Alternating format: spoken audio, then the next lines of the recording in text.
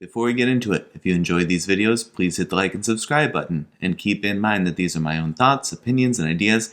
These are not meant to be, nor should you take them as, investment or trading advice in any way, shape, or form. Do your own due diligence, put in the work for yourself, and make your decisions based on that. All right, folks, here we are on Wednesday, February 26th. We're going to take a look at Fubo today. So we haven't looked at Fubo in a while, and it did have this big gap up recently. On the 6th of January, it jumped up 251%. So if you're in Fubo, I'm sure you remember that. And now it's sort of, settling along this 383, 384 area. Dipped a little bit today, but it does have earnings coming up on Friday. So we're only a couple of days away from that. Actually hadn't checked to see 47% upside for Fubo. Yeah, pivotal earnings call looms. Yeah, for sure. It'll be interesting to see what happens on this earnings call because there's a lot at stake here. I mean, even though it has lost, quite a bit in the last several days from that 645 high, it was trading at $1.20 at the end of December. So just 2 months ago, it was at $1.20, and now it is triple that, and it had gone up to about 5x that for a period of time. And so there's going to be high expectations here, right? We talk about this a lot, about even if you have a sort of expected earnings call, does the stock dip because, folks go, you know what? Expected earnings call does not warrant 3 times what the share price was a couple months ago. Certainly, if it's a poor call, I would imagine that would spell disaster. And even if it's a relatively good call, how do folks consider how good the call is? It can be subjective for sure, although there is a lot of objective, financials and stuff like that you can point to, partnerships and whatnot, catalysts. But the subjective element of this, of even if it's a good call and they're raise guidance, beat earnings, beat estimates, so on and so forth, are folks going to say, is that good enough to say that we're happy with 3-4x the price? I don't know. But in any case, I actually got Fubo on my radar because of the Thinkorswim study. It came up here on my scan. Yep, still there. Because it's triggering on the TTM squeeze indicator. It's always interesting to me when a stock, especially if it's experienced recent volatility, is triggering with a huge catalyst coming up, right? There's oftentimes no bigger a catalyst for a stock over the course of a year or a quarter than the earnings call. Sure, sometimes there are, but for the most part, that is the moment. And so, putting in a pretty lengthy trigger here, moving sideways the entire time, situated between the put trigger and the mid-range of the ATR levels for February, and looking like it's ready and willing to go all out, outsized move based off of the TTM squeeze indicator. Will it? I don't know. And just keep in mind, TTM squeeze indicator is looking for an outsized reaction, a bigger than normal move. That can go either direction. It can be a huge move to the upside. It can be a huge plummet to the downside. And sometimes, as Fubo actually has, several examples of, it can trigger and fire and basically nothing happens, right? I don't think we'd call these like wildly outsized moves that are happening between these triggers, right? When it turns green and fires. It's pretty lackadaisical. So, it can certainly be wrong, right? It's just like any indicator can, give you a wrong indication, or nothing can materialize based off of it. So, but if it does move, it's coming up right at the end of February, so I would be more apt, since it is mid-range, to use the March levels. To the upside, it spans to 550. To the downside, it spans to 170. So still not back down into the 120s where it had been at the end of last year.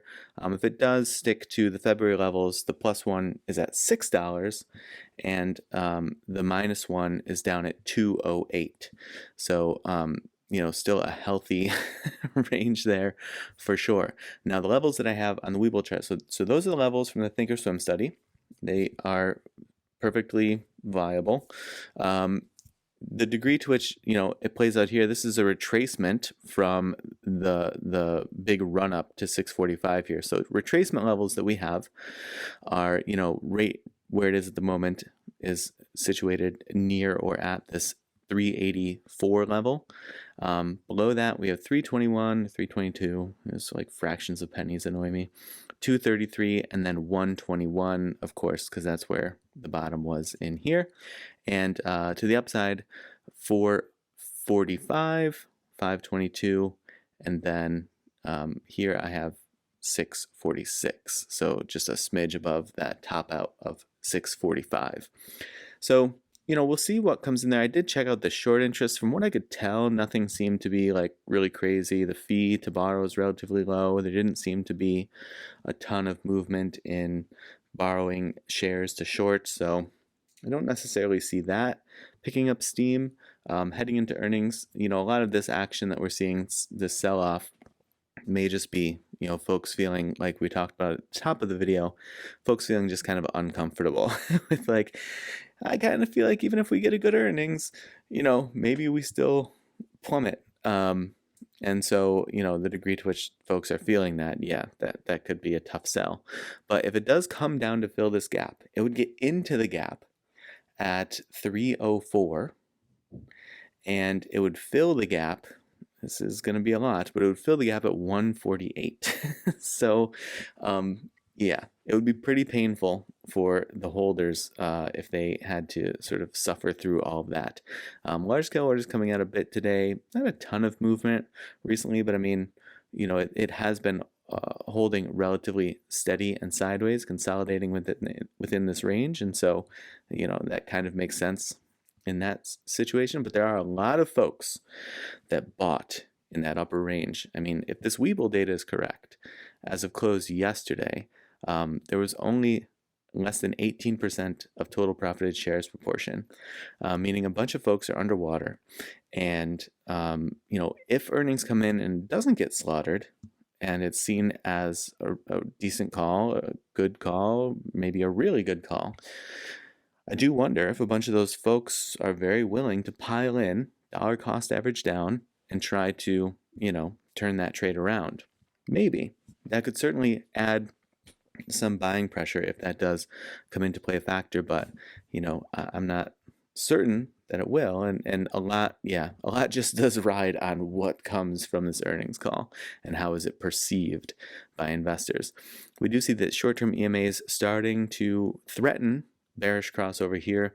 That 8 is kind of laying right on top of the 21 at the moment, and they are within like a fraction of a penny of each other.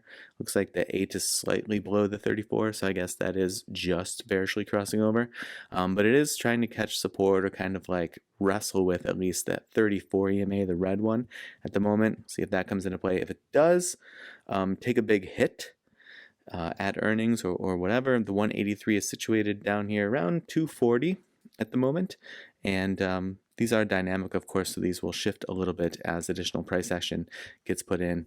You see, this is the danger of the gap, right? The big shelving at the moment, at least, is above it. There's some decent shelving where it's at, but even that, it's pretty close to getting into this thin zone, this wick area, where a brunt of the volume was not taking place on this buy up. It was happening up here. And so, even ahead of the gap, what starts to happen around this like 350? Does it get really hard pressed to find buy volume? I don't know, maybe, but we might see if folks, like I said, are a little concerned about the earnings call or are concerned about the reaction to the earnings call, then we might get to see some of what folks are thinking like tomorrow, and as we get within a day or so of the earnings itself. All right, folks, so I hope that you have had a happy hump day, and as always, I appreciate you watching, and I will see you in the next video.